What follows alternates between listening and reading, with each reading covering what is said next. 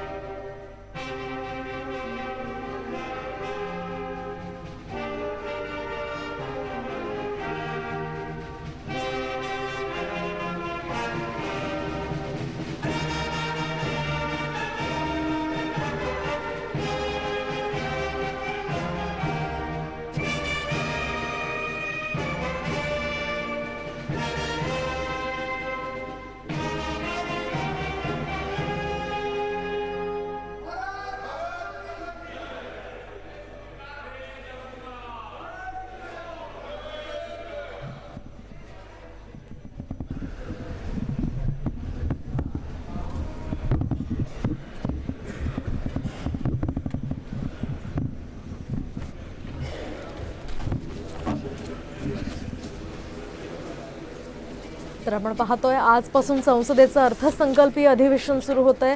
त्याच पार्श्वभूमीवर आता काहीच क्षणामध्ये राष्ट्रपति द्रौपदी मुर्मू या अभिभाषणाला सुरुवात करतायत। माननीय सदस्यगण, सभी का नमस्कार।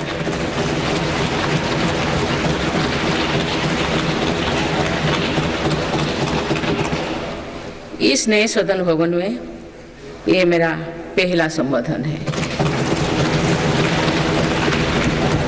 आज की अमृतकाल की शुरुआत में ये भव्य भवन बना है। यहाँ एक भारत श्रेष्ठ भारत की महक भी है। भारत की सभ्यता और संस्कृति की चेतना भी है। इसमें हमारी लोकतांत्रिक और संसदीय परंपराओं के सम्मान का प्रण भी है। साथ ही 21वीं सदी के नए भारत के लिए नई परंपराओं के निर्माण का संकल्प भी है।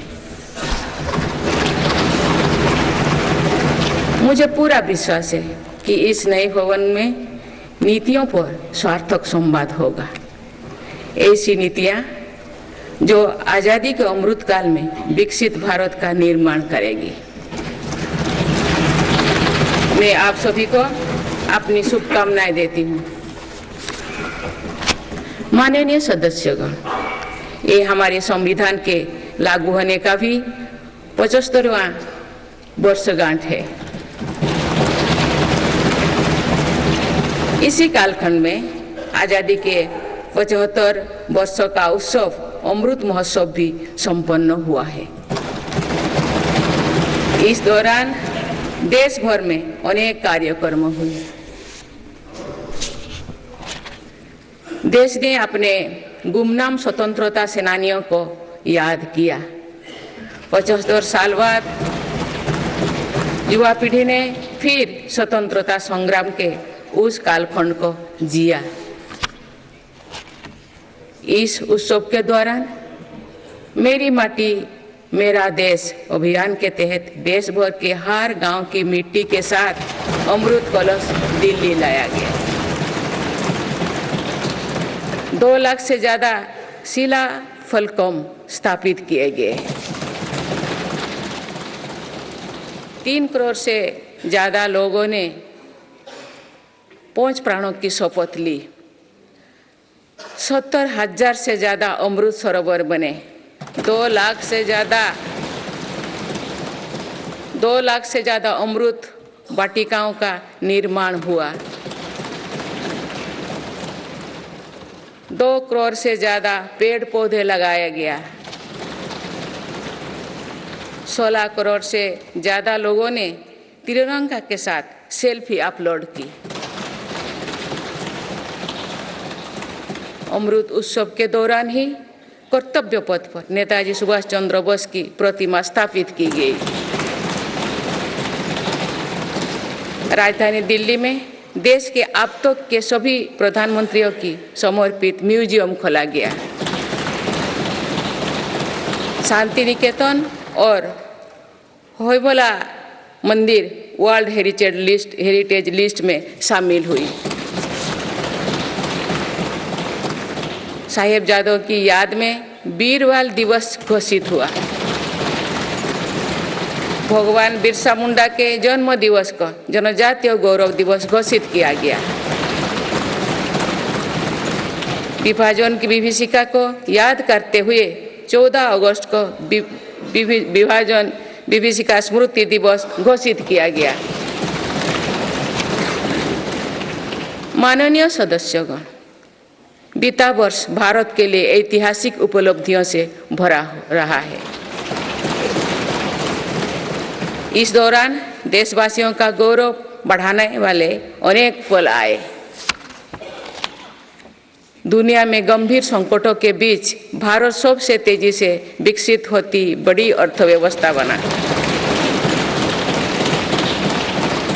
लगातार 2 क्वार्टर से भारत की विकास दर 7.5% से ऊपर रही है। भारत चंद्रमा के दक्षिण ध्रुव पर झंडा फहराने वाला पहला देश बना। भारत ने सफलता के साथ आदित्य मिशन लॉन्च किया, धरती से 15 लाख किलोमीटर दूर अपनी सैटेलाइट पहुंचाई। ऐतिहासिक G20 सम्मेलन के सफलता ने पूरे विश्व में भारत की भूमिका को सशक्त किया। भारत ने एशियाई खेलों में पहली बार 100 से अधिक मेडल जीते। पारा एशियाई खेलों में भी 100 से अधिक मेडल जीते। भारत को अपना सबसे बड़ा समुद्री पुल अटल सेतु मिला। भारत को अपनी पहली नमो भारत ट्रेन तथा पहली अमृत भारत ट्रेन मिली। भारत दुनिया से सबसे तेजी से 5G रोल आउट करने वाला देश बना। भारतीय एयरलाइंस कंपनी ने दुनिया की सबसे बड़ी एयरक्राफ्ट डील की। पिछले साल ही मेरी सरकार ने मिशन मोड में लाखों युवाओं की सरकारी नौकरी दी है।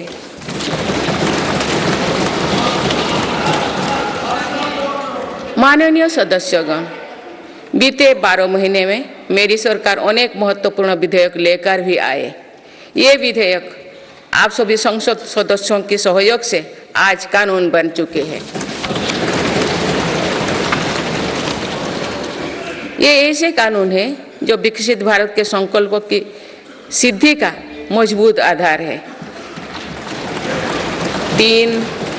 तीन दशक बाद नारी शक्ति बंधन अधिनियम पारित करने के लिए मैं आपकी सराहना करती हूँ।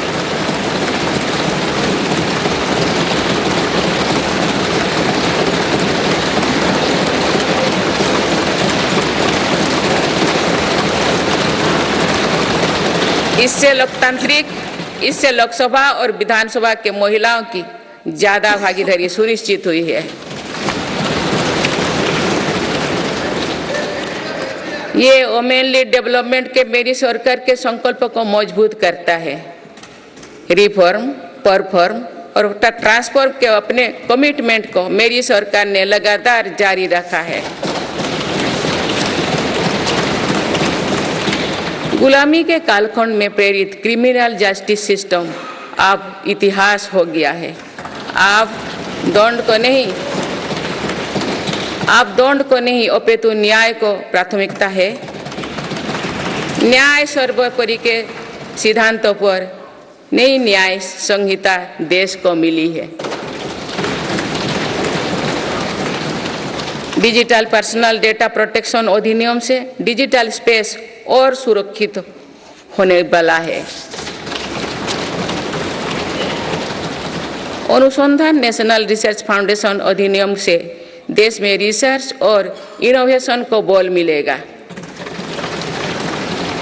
जम्मू और कश्मीर आरक्षण कानून से वहां भी जनजातीय समुदाय को प्रतिनिधित्व का अधिकार मिलेगा। इस दौरान सेंट्रल यूनिवर्सिटी कानून में भी संशोधन किया गया। इससे तेलंगाना में सरोक का सेंट्रल ट्राइबल यूनिवर्सिटी बनने का रास्ता सुगम हुआ। पिछले वर्ष 76 अन्य पुराने कानून को भी हटाया गया है। मेरी सरकार परीक्षाओं में होने वाली गड़बड़ी को लेकर युवाओं की चिंता से अवगत है। इसीलिए ऐसे गलत तरीके को सख्ती के लिए नया कानून बनाने का निर्णय लिया है। माननीय सदस्यगण, कोई भी राष्ट्र तेज गति से तभी आगे बढ़ सकता है जब वो पुराने चुनौतियों का परास्त करते हुए अपने ज्यादा से ज्यादा ऊर्जा भविष्य निर्माण में लगाए। पिछले 10 वर्षों में भारत ने राष्ट्रहित में ऐसे अनेक कार्यों को पूरा होते हुए देखा है जिनका इंतजार देश के लोगों को दशकों से था। राम मंदिर के निर्माण की आकांक्षा सदियों से थी, आज ये सोच हो चुका है।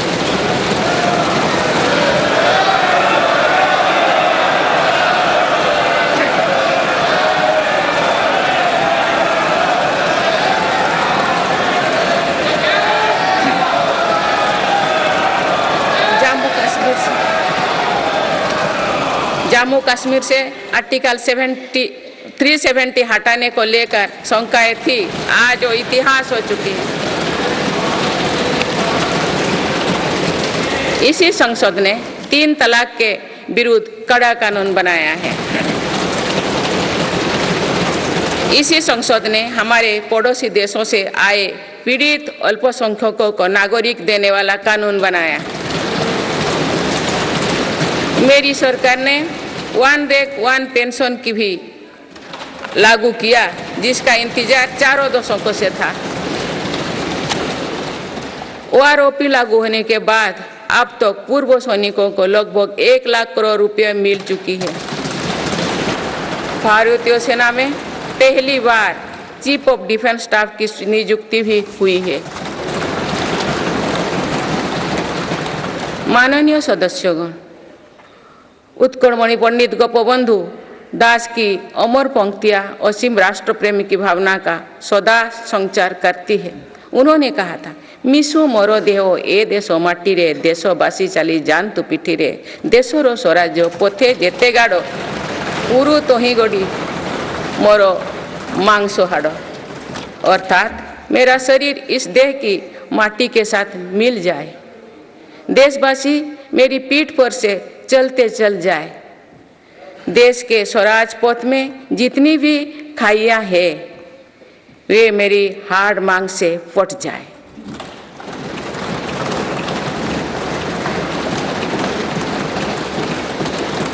इन पंक्तियों में हमें कर्तव्यों की पराकाष्ठा दिखती है। राष्ट्र सर्वोपरि का आदर्श दिखाई देता है। ये उपलब्धियां जो आज देख रही है वो बीते 10 वर्षों की साधना का विस्तार है। हमें सभी बचपन से गरीबी हटाओ के नारे सुनते आ रहे हैं। अब हम जीवन में पहली बार बड़े पैमाने पर गरीबी को दूर होने देख रहे हैं। नीति आयोग के अनुसार मेरी सरकार के 1 दशक के कार्यकाल में करीब 25 करोड़ देशवासी गरीबी से बाहर निकले हैं।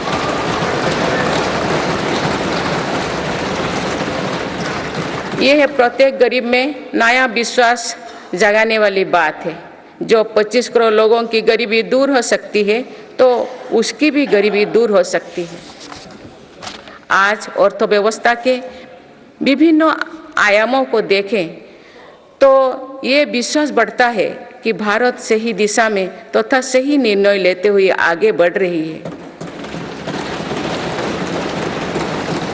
बीते 10 वर्षों में हमने भारत को फ्रेजाइल 5 से निकलकर टॉप 5 इकोनॉमीज में शामिल होते देखा है।